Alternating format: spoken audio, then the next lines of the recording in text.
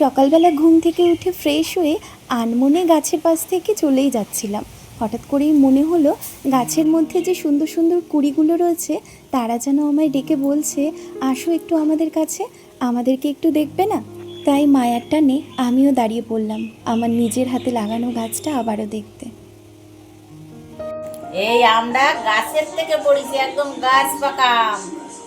প্রত্যেক দিন পড়তেছে একটা করে, কিন্তু এতদিন পড়ে যাচ্ছে। আমার খোকা আর আমার মা বাড়ি ছিল না, তো তা ভীষণ কষ্ট হতো, কিন্তু আজকের আমরা পাওয়াতে খুব খুশি হয়ে গেছি। কেন এরা বাড়ি এসে গেছে না, খেতে পারবে। ওর বাবা তো খালি বলছে বাড়ি আসো বাড়ি আসো, আমগুলো সব পড়ে যাচ্ছে, তাই এখন এই আমটা কেটে দেবো। আম যা হয়েছে না, গাছের আম আগের দিন যেটা কেটে দিয়েছি, তোমার বাবা বলতেছে গাছের আম সেই সেন্ট আর সেই মিষ্টি হয়েছে। আমার কাছে টেকতেছি সেটা জন্য এসছি বড় বড় টেকতে লাগে। হ্যাঁ, ওটা তো আমিই দেখে গেছিলাম বড় মা। ওটা এর থেকে একটু বড় ছিল, তাই না? মানে হাতে ধরতে অসুবিধা হচ্ছিল। হাতে ধরছিল না, কিন্তু আর একটু সরু ধরনের ছিল আর লম্বা ছিল। আর আমাদের আগে যে গাছটা ছিল, আর ওটা মিষ্টি হয়েছিল। হ্যাঁ, মিষ্টি হয়েছিল আর আগে যে রং কি একেবারে লাল হয়ে গেছিল।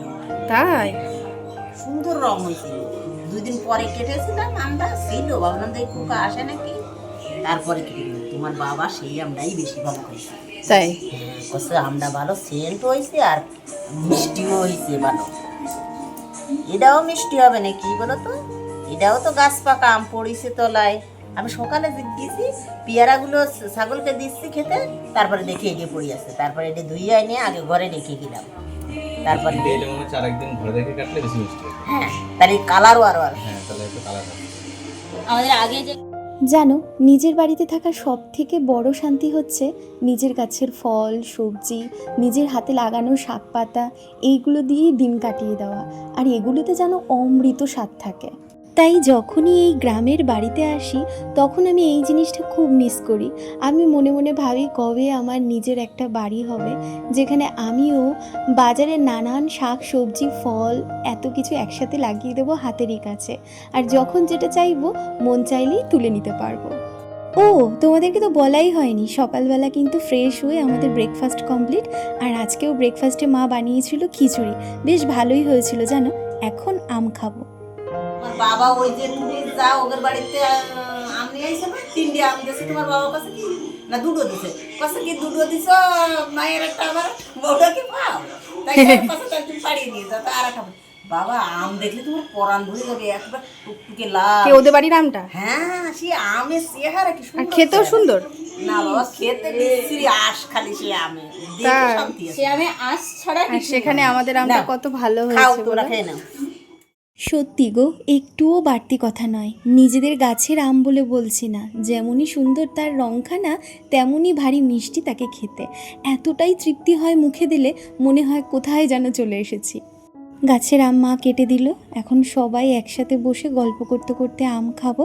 তারপরেই মা বলল ওইদিকে বাবা নাকি অনেকগুলো মাছ ধরে নিয়ে এসেছে, সেই মাছগুলো এবার নাকি কাটতে হবে। দুপুরে রান্নাবান্নার তোড়জোড় শুরু করে দিতে হবে তো সেই কারণে মাকে বললাম আগে বসে ধীরে সুস্থে একটু আম খেয়ে নাও। ব্যাস, সবাই আম খেয়ে চলে এসেছে এবার উঠোনে। বাড়িতে যখন আসি আমরা কয়েকদিনের জন্য ঘুরতে, তখন না এই উঠোনে বেশ খানিকটা সময় কাটানো হয়। আসলে ওখানে তো আর উঠোন পাই না, তাই যখনই বাড়িতে আসি উঠোনে একটু বেশি সময়ই আমরা কাটাই। তবে ওখানে উঠোন না পেলেও নিজের সংসারের ওপর না কেমন একটা যেন আলাদাই টান থাকে। এই যেমন এখানে বসে বসে এত জ্যান্ত মাছ পাচ্ছি, গাছের কত শাক সবজি ফলমূল পাচ্ছি, তা সত্ত্বেও ভাবছি না জানি আমার সংসারটার কি বেহাল হয়ে রয়েছে। কত ধুলো পড়েছে এখানে ওখানে কোনাকুঞ্চিতে, এই শরীরে গিয়ে ওখানে ওগুলো পরিষ্কার করতেও পারবো কিনা তার কোনো ঠিক নেই।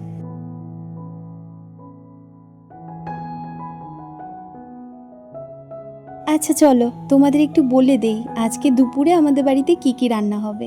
চ্যাং মাছ আর কই মাছ রান্না হবে, যেটা আমার শ্বশুরমশাই নিজের হাতে ধরে এনেছে। সত্যি কথা বলতে আমাদের এই বাড়িতে না প্রচুর জ্যান্ত মাছ খাওয়া হয়, কিনেও প্রচুর জ্যান্ত মাছ খাওয়া হয়, আবার ধরেও প্রচুর জ্যান্ত মাছ খাওয়া হয়, কিন্তু ওই চাষের মাছ না খুব একটা এরা খায় না। তো রান্না হবে চ্যাং মাছ আর কই মাছের ঝাল, হয়তো মা একসাথেই করবে। আর বরবটি দিয়ে আলু দিয়ে ভাজা হবে। আর শ্বশুরমশাইয়ের জন্য তো একটা বিখ্যাত তরকারি আমাদের প্রতিদিনই করতে হয়, তো এই বিদঘুটে তরকারিটা হবে। দেখো এই যে দেখছো না পুঁই শাকের ডাঁট রয়েছে, এই পুঁই শাক দিয়ে কাটি কচু দিয়ে কুমড়ো দিয়ে বেগুন দিয়ে মানে বিভিন্ন রকম সবজিপাতি দিয়ে এইটা করতে হবে। মানে যেটা খেতে একদমই আমাদের কারোর ভালো লাগে না, কিন্তু ওনার এরকম একটা সবজি প্রতিদিন চাই। মা আস্তে আস্তে এই কড়াইটা কিন্তু মানে অনেকটাই ব্যবহার করা হচ্ছে, তাই না? হ্যাঁ। আর এইসব ভাজাভুজির সব জন্য থেকে মা করে খুব দিচ্ছি। ভালো হয়েছে না বলো? ভাজাভুজি করার জন্য খুব ভালো। হ্যাঁ। তোমার বাবারে কচু ভাজা করে দিয়েছিলাম সব থেকে, সেই কচু ভাজা সেই দিনকে সেটা কালো এই কালো। আমার একটু জাল দিতে হবে না? হ্যাঁ যাও, ডুবিয়ে ধরাই দিচ্ছি তো বাবা, আর করে বানাবে না। হ্যাঁ আবার সেটাই। এই কাটছি, আবার এই যে পাতা এনেছি কেন ওই মাটির পায়ের না। ও আচ্ছা আচ্ছা, কারণ মায়ের না পা খেয়ে যাচ্ছে বলে মা, হ্যাঁ এই জন্য এই সকালটা বর্ষায়। রেখে আসছি, এই বর্ষার পরে পা দিয়ে আসছি। সেটাই। এই হচ্ছে আজকে আমাদের দুপুরের মেনু। এই রান্না হবে, আর এত ধুয়ো হচ্ছে যেহেতু বর্ষাকাল তো ওই জন্য ধুয়ো কিছু হচ্ছে বলে মা। হুম, আর এই যে সাইডে ভিজে গেছে না, মাছ ভিজে গেছে বলে সেই জন্য। ও এটা আবার অত দূর হচ্ছে না। আর এই যে তুমি বলেছিলে না এর মাথায় সমস্যা আছে, হ্যাঁ সত্যি সত্যি এই উনুনটার জন্য তো মাথায় একটু ডিস্টার্ব আছে। কিন্তু আবার জলে যখন দেখেছি মা কেমন মানে দাউ দাউ করে জলে, দারুণ তো রান্না করতে সুবিধা আছে একবারে। তাই না? উনুনটা জলে যখন তখন দাউ দাউ করে জলে। মনুষ্য জগতে কোনো কিছুতেই মানুষের আকাঙ্ক্ষা পূরণ হয় না। কেন বলছি এই কথাটা জানো? তার কারণ হচ্ছে দেখো, এখন এই মুহূর্তে শ্বশুরবাড়িতে কিন্তু আমি বেশ ভালোই যত্ন খাতির পাচ্ছি, কিন্তু তা সত্ত্বেও মাঝে মাঝে এরকম ইচ্ছে হয় এক ছুট দিয়ে মায়ের কাছে চলে যাই। জানি মায়ের মতো কেউ হয় না, মা তার সন্তানকে যেভাবে বোঝে সেরকম কেউই বোঝে না, কিন্তু তবুও সবসময় তো আর যাওয়ার পরিস্থিতি হয় না। অন্য সময়গুলো বুঝলেও এরকম একটা সময় না মন মানে না, মন চায় এক ছুট দিয়ে মায়ের কাছে গিয়ে বেশ কটা দিন মায়ের কাছে কাটিয়ে আসি।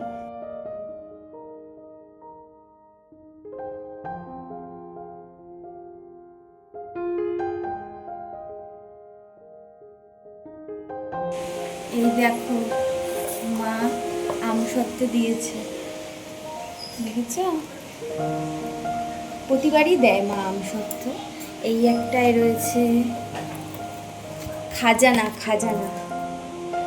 এই একটা, এই একটা, এই একটা, আচ্ছা নিচে আরো আছে। হ্যাঁ এই দেখো, দেখেছ? আমসত্ত্বের ছড়াছড়ি, অনেক আমসত্ত্ব হয়েছে তো এবার। অন্যবার এত দেওয়া হয় না বলো মা?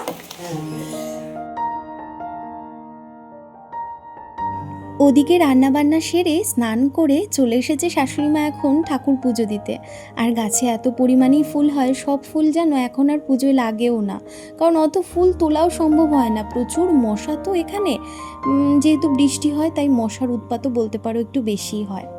জানো, এক সময় না বিয়ের পর বেশ কয়েকটা দিন কিন্তু এই ঠাকুরের আসনে আমিও পুজো দিয়েছি। তখন অবশ্য ঠাকুরের আসনটার না বদনটাই আলাদা ছিল। আমার শাশুড়ি মা না অতটা গোছগাছ করে রাখতে পারে না, সে ঘর বাড়ি বলো অথবা ঠাকুরের আসন, বলে যে সব কিছু করতে যা সময় লাগে সেই সময়টাই নাকি ওনার বিড়ি বাঁধা হয়ে যাবে। মা যেহেতু অন্যদিকে আবার বিড়ির কাজ করে, তো সেইখানে যেহেতু পরের কাজ করে সেখানে অনেকটাই টাইম দিতে হয়, তো সেই কারণে হয় কি ওনার এদিকে না সময়টা আর দেওয়া হয় না। তবে আমি যখন এখানে ছিলাম তখনই এই বেদিটা উঁচু করা হয়েছিল, যাতে বর্ষার সময় মাটির ঘর তো না ভিজে যায়, নিচটা তো মাটি, তো যা না ভিজে যায় ওই জন্য বেদিটা করে এরকম মাটির উঁচু করে দেওয়া হয়েছিল।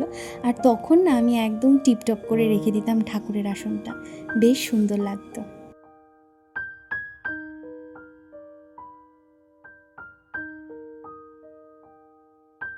ব্যাস হয়ে গেছে ঠাকুর পুজো দেওয়া।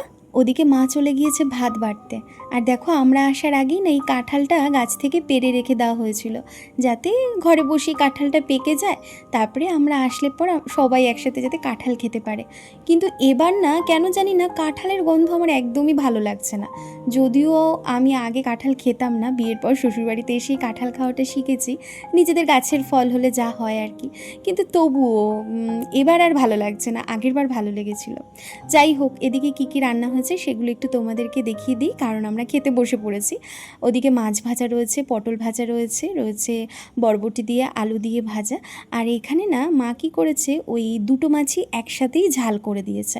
ভালো হয়েছে, কারণ কি বলতো ওই উনুন জ্বালাতে যা কষ্ট হয়, মানে উনুনটা না খালি নিভে যাচ্ছে। ওই মাটির উনুন তো, এখন যেহেতু বর্ষাকাল তো সেই কারণেই খালি ড্যাম পড়ে যায়, তো উনুন জ্বলতে খুব অসুবিধা হয়। তো একসাথে এরকম গা মাখা করে না, মাখো মাখো করে মাছের ঝাল করা হয়েছে। আর এটাই কি, ও এটাই হচ্ছে ওই যে শ্বশুরমশাইয়ের একটা বিদঘুটে তরকারি, যেটা ছাড়া উনি খেতে পারে না। আর এদিকে কি হয়েছে, সকালবেলা যেহেতু আজকেও খিচুড়ি করা হয়েছিল, তো আজকে না আগের দিন ওই ভালো হয়েছে যেহেতু বলেছিলাম শাশুড়ি মাকে, মা কী করেছে আজকে একটু বেশি করে করেছে। কিন্তু এখন তো আমি বেশি খেতে পারি না, ওই ভালো লাগছে মানে কয়েক গাল খাওয়ার পরেই না কোনো খাবারই আমার আর ভালো লাগে না, তো সেই জন্য অনেকটাই বেঁচে গিয়েছে। মা এখন খিচুড়ি নিয়ে বসেছে, খিচুড়ি খেয়ে যদি বললো খিদে লাগে তাহলে আবার একটু ভাত খাবে। আর আমরা এদিকে সবাই একসাথে খেতে বসে পড়েছি। ওদিকে বোনের আগে খাওয়া হয়ে গিয়েছে, কারণ বুনুর তো খিদে পেয়েছে, ও আগেই খেয়ে নেয় সবসময়। আর শ্বশুরমশাইয়ের খাওয়া হয়ে গিয়েছে, উনি চলেও গিয়েছে দোকানে।